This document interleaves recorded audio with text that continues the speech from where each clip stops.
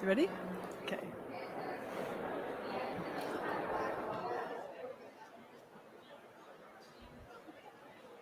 Good morning. Welcome to Glasgow and the Cryosphere Pavilion. My name is Pam Pearson. I'm the director of the International Cryosphere Climate Initiative.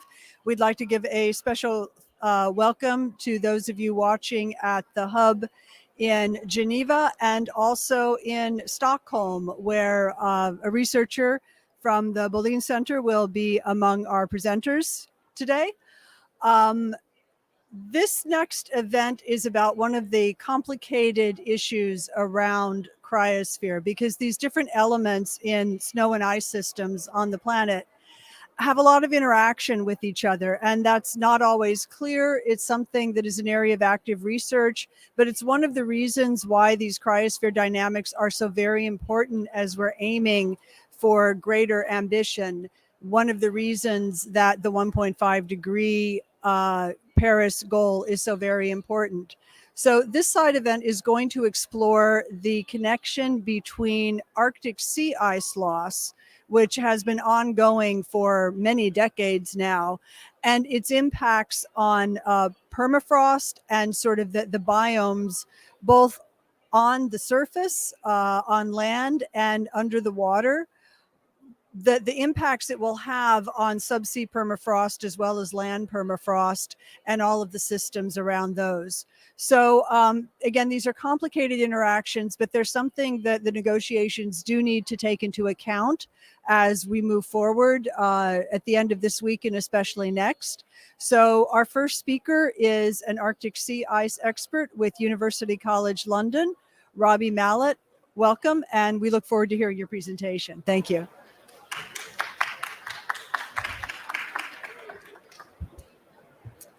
Thanks. Hi, everyone. As Pam said, I work at the Centre for Polar Observation and Modelling, and I mostly look at sea ice decline. So I'm gonna tee it up for Gustav in a minute to talk about the links with permafrost. But one of the real emerging trends that we see, certainly in the last few decades, is sea ice decline in the marginal seas of the Arctic Ocean. And that's really relevant to permafrost because that's where the subsea permafrost lives, and also a lot of terrestrial permafrost is being eroded from the coast. So I'm just going to show a quick animation showing how the sea ice distribution has changed over the last few decades. And as well as looking at the line graph that's going to appear showing the downward trend in the total extent, the total area coverage of the sea ice, it's also really important to pay attention to where we're losing that sea ice. So we're losing it from the northern coast of Siberia, the northern coast of Russia, very, very acutely. And that's exposing the coastline to wind erosion, to waves, increased storminess, and warming water.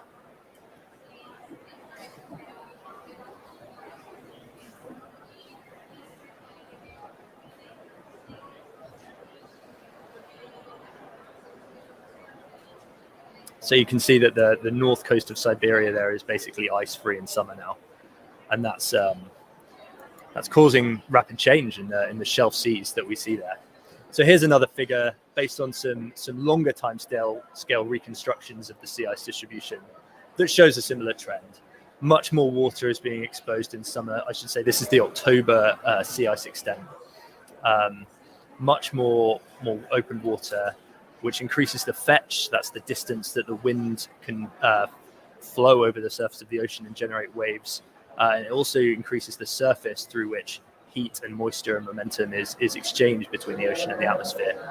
So our most recent period that's included in this reconstruction, we see a really very, very small area of summer sea ice, mostly located north of Greenland and the Canadian archipelago, that's just not protecting the north coast of Alaska and the north coast of Siberia. And here's a more rigorous demonstration of those trends. So the trend in September sea ice from Struve and Knots 2018. And you can see that the trends that we see in the distribution of sea ice in red, that's minus 2.5% concentration, that's the ice coverage in a grid cell per year, is located in these marginal seas of the Arctic Ocean, where we see the subsea permafrost and where we see the ocean interfacing with terrestrial permafrost. And there's a striking similarity. I'm just going to flick back and forward between recent work which shows the distribution of subsea permafrost and where we see the sea ice retreat. So these are completely coincident and related environmental phenomena, and we need to pay attention to the linkages between the two.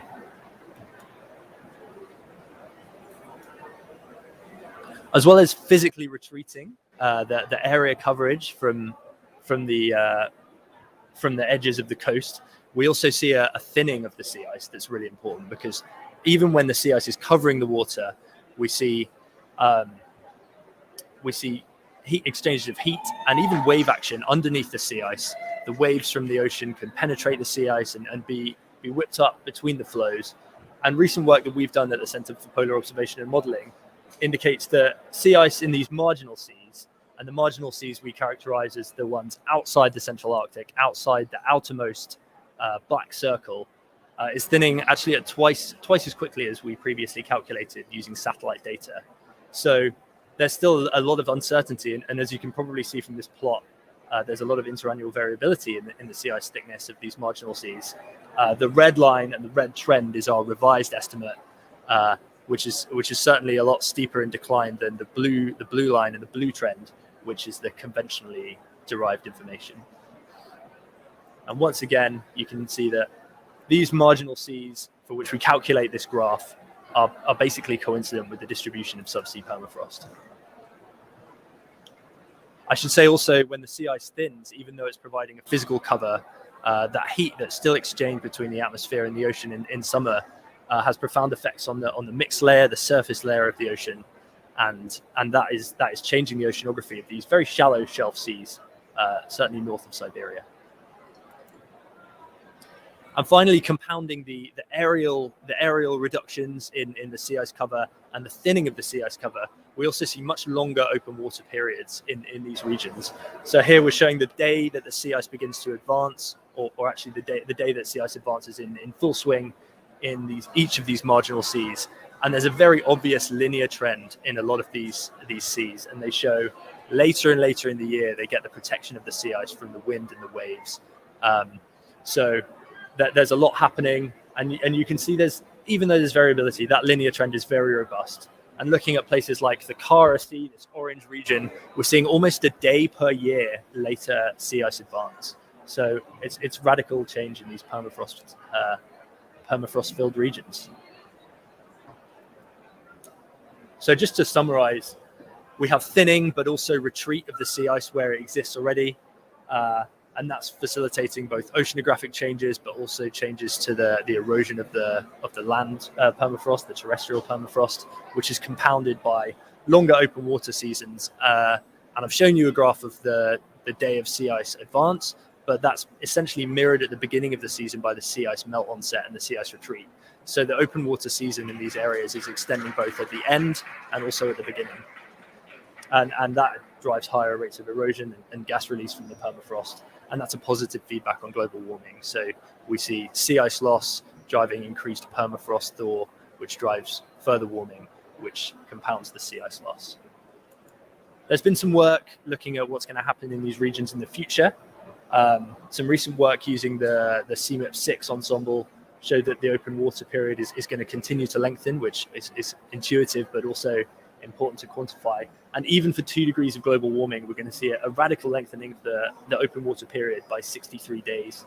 And up to 90 days, it says in several Arctic seas, but these are really the marginal seas that interact so strongly with the permafrost.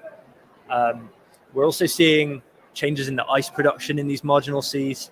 A paper we have in review that I collaborated on recently looked at the Kara and the Laptev seas on the north coast of Siberia, kind of towards the European side. And we're seeing ice production is in the future, looking at the CASM large ensemble, so the same model run many times to fully capture the internal variability. We see that the ice production there is going to begin to rapidly decline, essentially. So that's going to affect the way that the atmosphere interacts with the permafrost. I've got some low resolution pictures from the not fully released AR6 publication that so many people are talking about this week.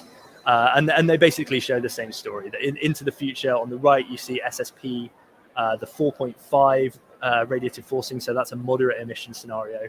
And we're just going to see the same situation where the sea ice over the next century to 2100 is going to retreat from the north coast of Alaska, the north coast of Siberia, back towards what we call the last ice zone, which is north of Greenland and Canada. And on the left, you can see the sea ice trend, and in the bottom panel of the left-hand figure, you can see that the total area is, again, just very sensitive to the emission scenario.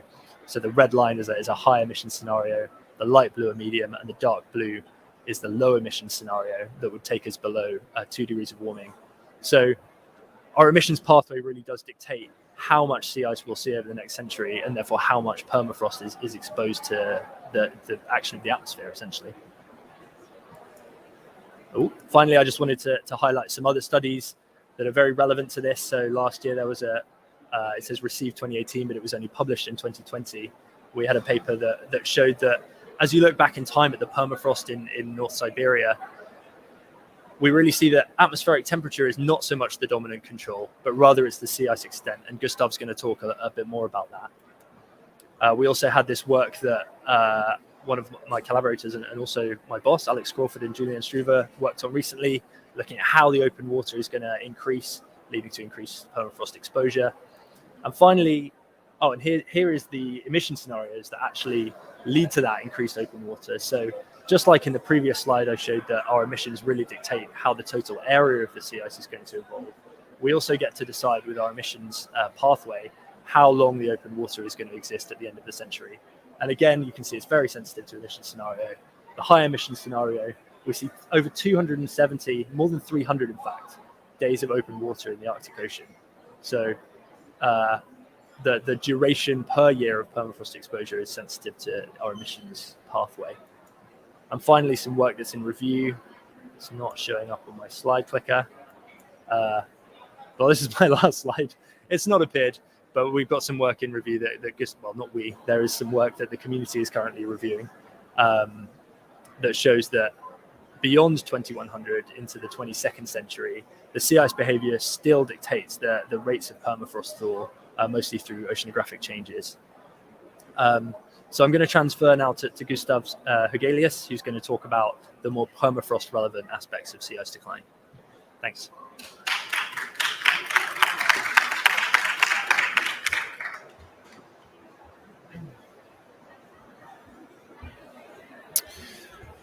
Thank you very much, Robbie, for that talk. Also, that shows the sea ice trends and the drivers of these processes very clearly.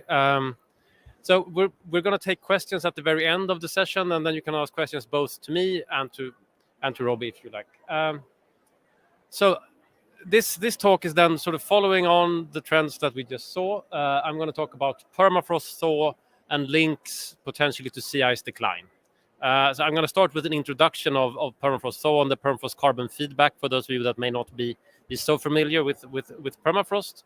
And then I'm going to talk more tentatively about the different links that are observed in this topic.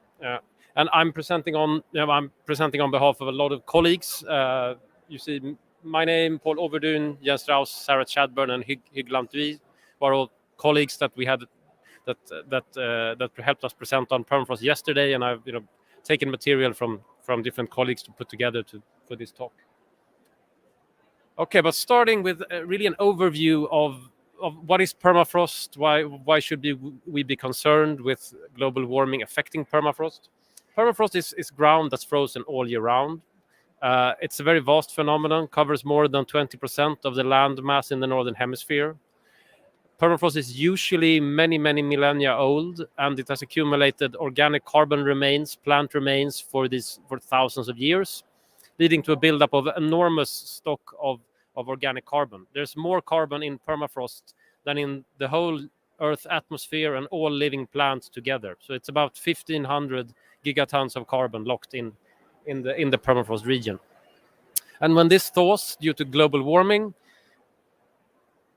you can get very catastrophic, sort of localized thaw events like the one you're seeing here. You see Professor Lantui at the bottom left.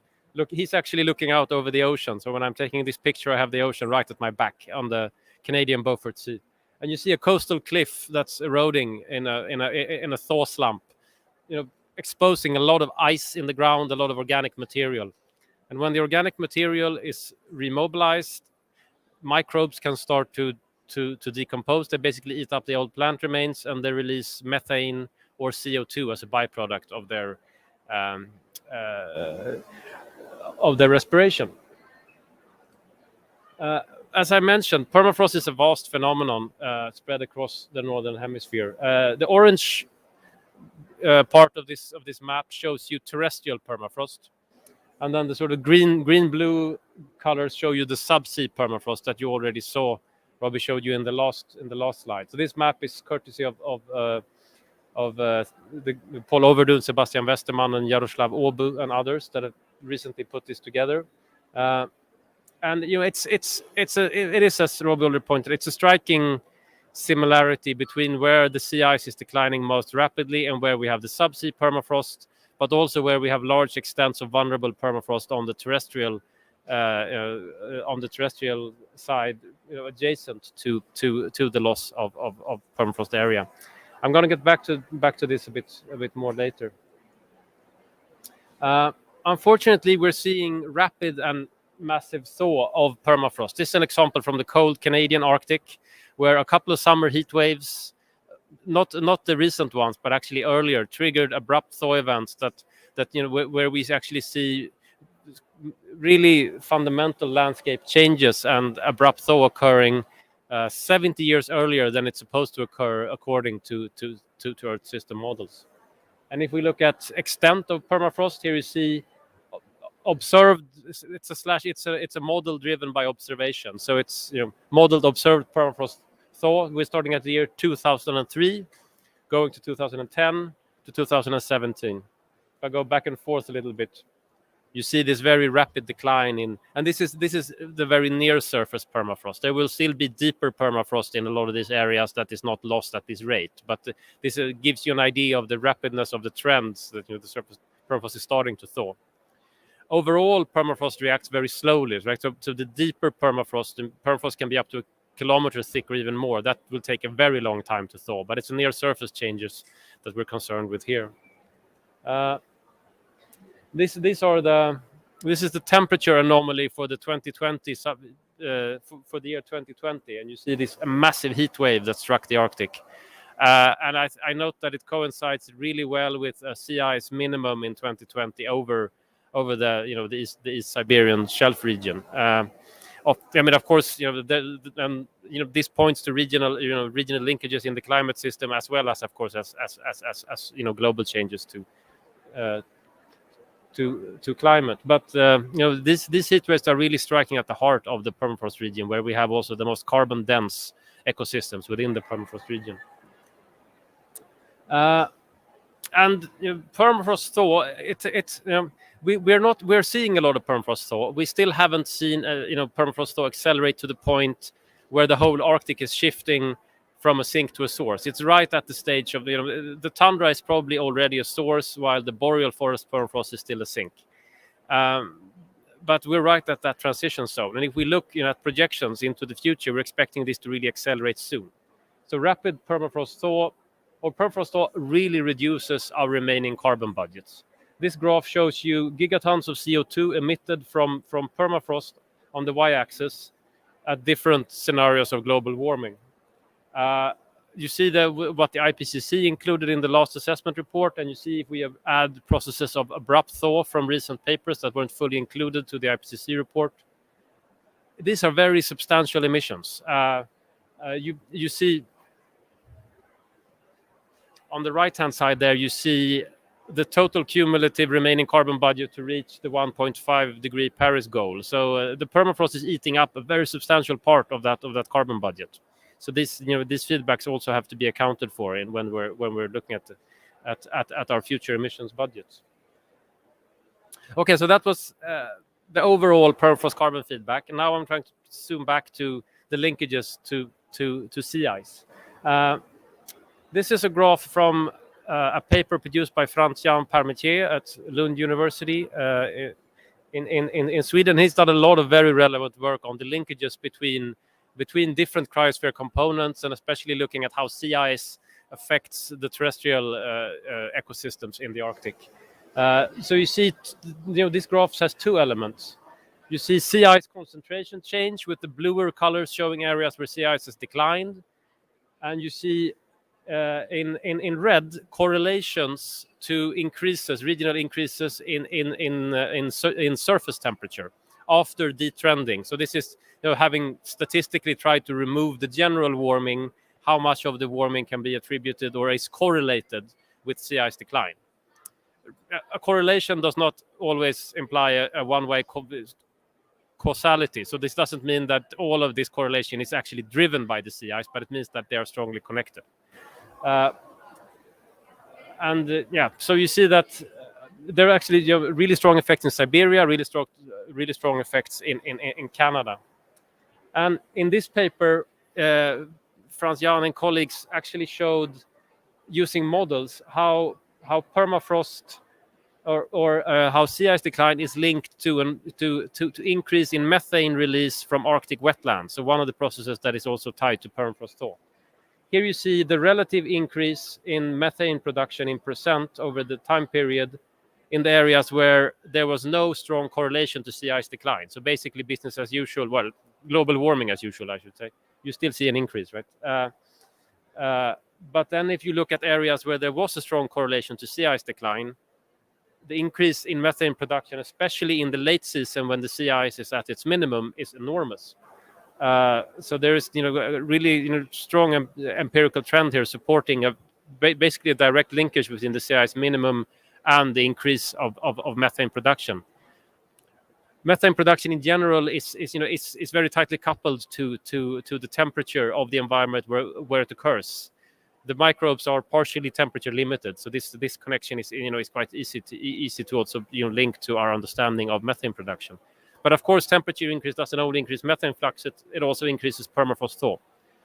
Those changes haven't really been fully triggered yet, and they are explored in the literature. But I don't have a similar graph to show you for direct correlation to increased permafrost thaw. But those processes are in most likelihood already occurring. I want to also show some evidence from another paper that we already, Robbie already introduced us to this. It's from Vax et al., published in Science. I actually have the wrong year. It should be 2020. Sorry about that. But this is started taking a very, very long time approach. You see the time scale, it's thousands of years. So it's 1.4 million years. And they looked at cave speleothemes, and they can actually recreate. So there's dripstones that occur in caves in different parts of Siberia. And by analyzing the isotopes in those, they can actually link the processes that happen on the surface with the formation and the growth rates of this speleotheme. So it's actually really cool. You see the really old permafrost being preserved or not preserved in this cave stone. So they actually, you have the growth of speleothemes on the top, and basically when the speleothemes are growing, there's no permafrost. When they are not growing, there's permafrost. So when the permafrost thaws, the water starts to come into the cave, and the dripstones grow.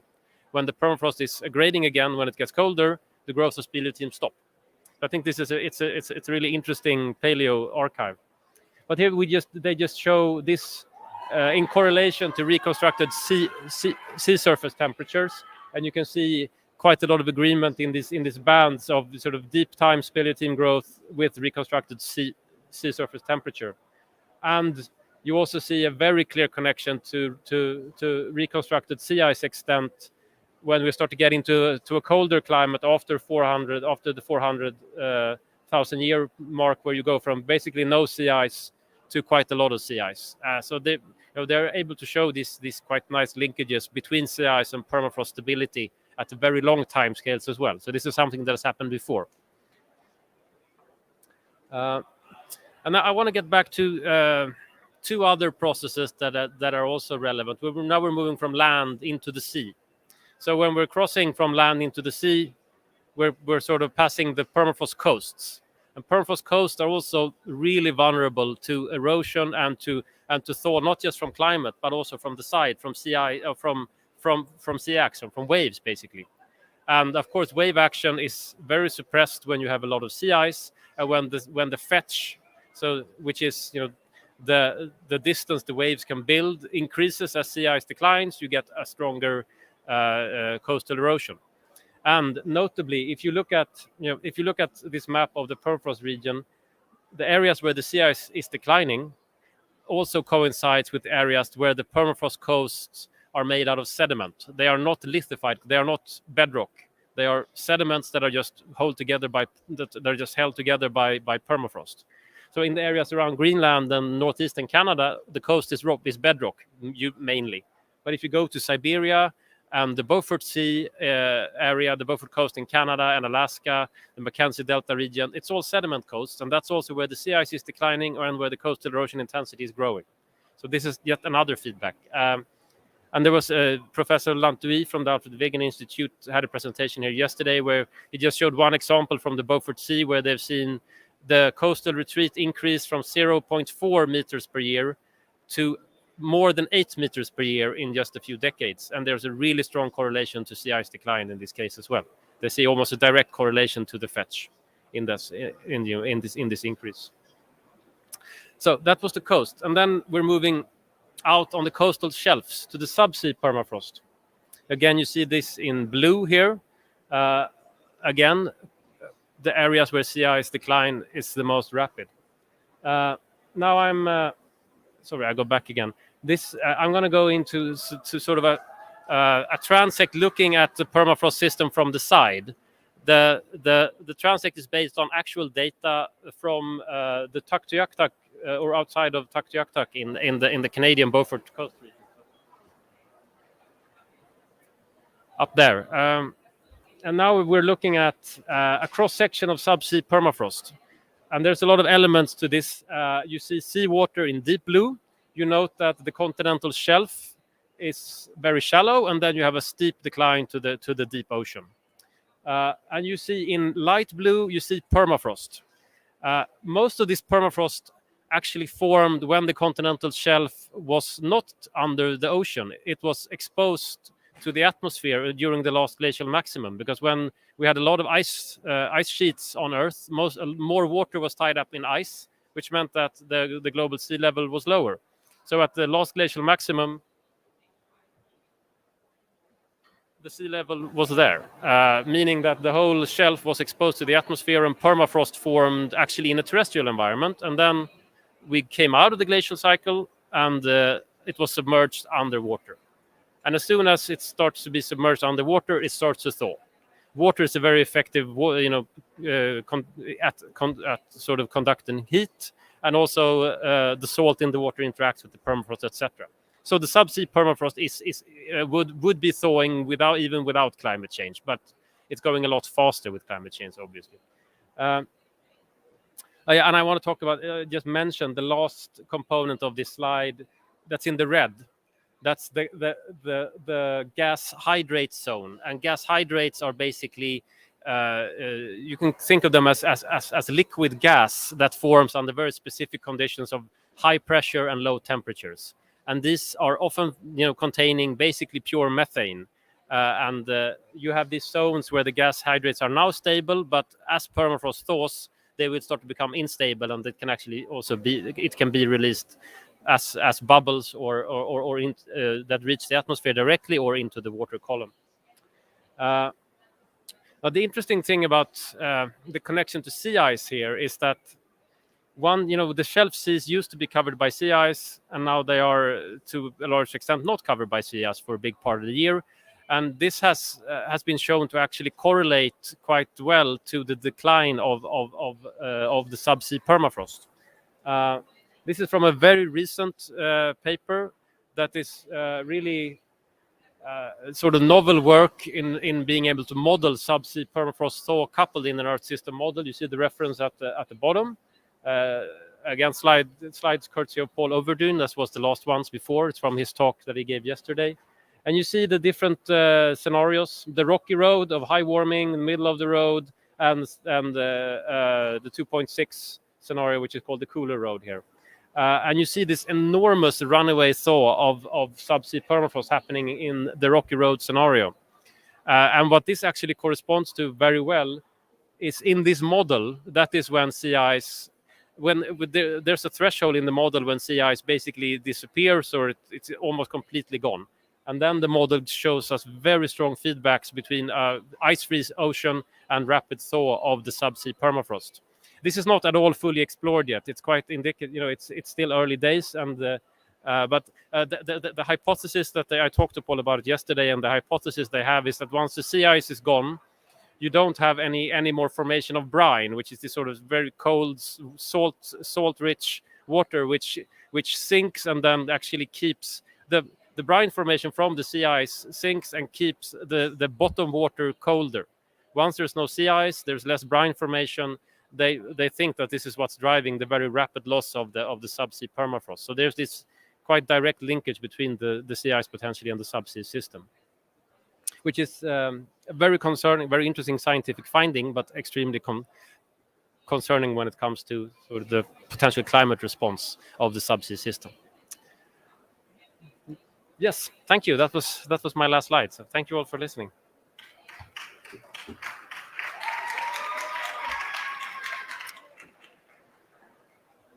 If there are any questions, we can take them at this microphone. Are there any from online or from the Stockholm or the Geneva hubs? Okay, Robbie, do you have any commentary? Okay. One question from me then. What do you see as the most important next research step to better understand these? What do you see as the most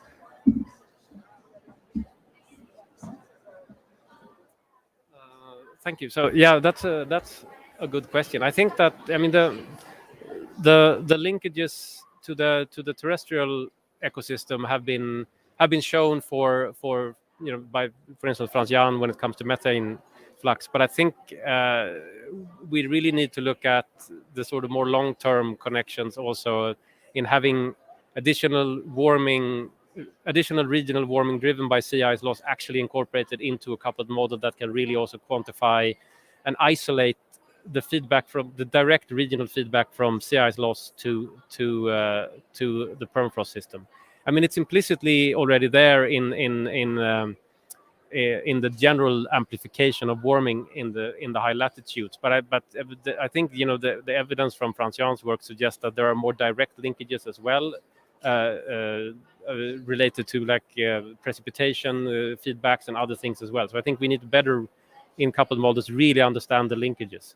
And then I think when it comes to the work on subsea permafrost, which I only learned of yesterday, this is extremely interesting, and I hope that the groups working on this will really explore both really finding the mechanisms behind these feedbacks, and also be able to sort of better quantify the links between the sea ice extent and the subsea permafrost. Because I also think that the Earth system model that they use, now I'm going to back up, the Earth system model that produced this result doesn't necessarily have the sea ice dynamics right. So I think the sea ice loss in this Earth system model is actually happening a little bit later than what models that are better at sea ice modeling would project. So it could be that perhaps sea ice loss is even more rapid than what this model suggests, and that the timing will even be different. So I think there's pursuing this further is very interesting.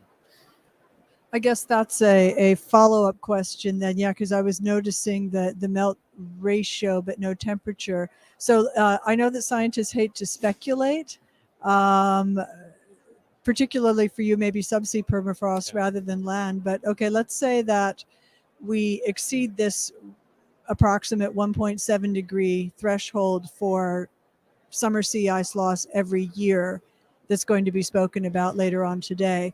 And then manage to take temperatures down below 1.5, where there are occasional ice-free summers, but not every summer. How fast do you think the system would respond to restoration of sea ice?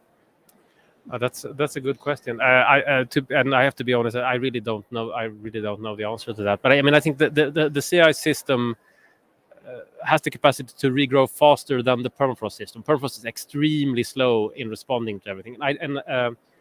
I mean, just looking at this, it seems like there might be a threshold behavior in the subsea permafrost system in response to this. If it's really as fast as this indicates, that's really, that's really concerning.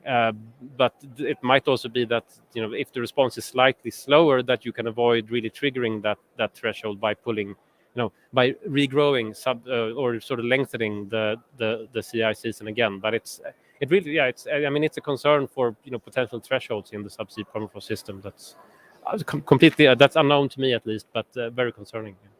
Thank you for being willing to speculate just a little bit. Any other questions here in the room? Yeah, please. Thank you.